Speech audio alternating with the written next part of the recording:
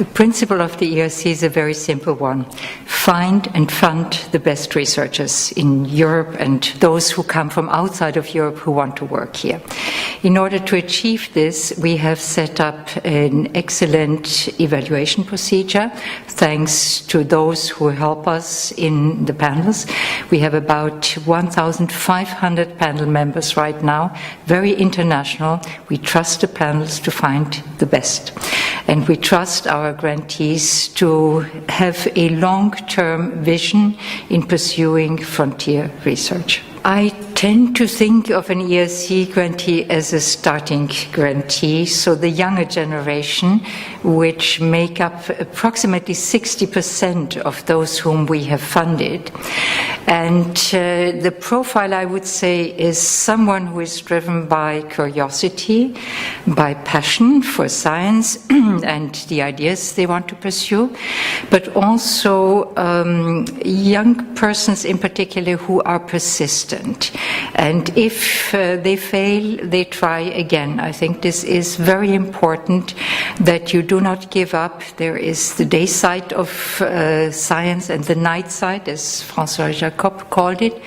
And I think one has to get through the night science as well in order to reach the day again. The budget is very important, and as you rightly say, there are 2 years ahead of us of negotiations, and of course we would like to see the budget proposal of the Commission being agreed upon in the end, because this will allow us to continue what we have begun to do now in the last 5 years. Apart from that, we hope to put a lot of emphasis on what we call the internationalization strategy. We want to make Europe a very attractive place for all the talented researchers, especially again younger researchers in the entire world.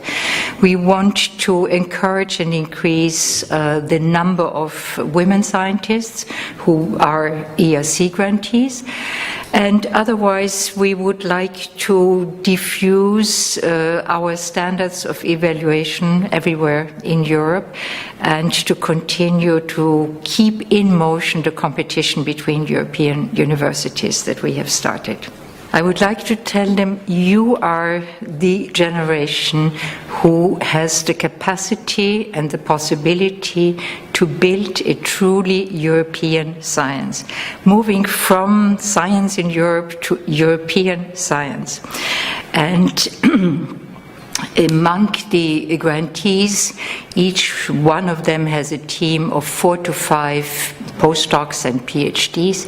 So this is a sizable group of very well-trained young people under your leadership right now, and we are counting on you to change the scientific landscape of Europe in the way how you and we envision it. Europe has to realize the changes, the very rapidly ongoing changes in the global scientific landscape. And in particularly, if we look towards Southeast Asia or Brazil and other countries, we see how the increase in both investment in science but also the rise of scientific publications. So this means that in order to maintain Europe's place in this global landscape, we have to make Europe attractive for all the talented young people who are out there. And rather, instead of going to the US, which is now the primary destination, we hope that they will choose to come to Europe. But we also believe in brain circulation, so we do not expect all of them to stay in Europe. But when they return, I think Europe has enormously to benefit from having forged these links, and so I think it can be a win-win situation.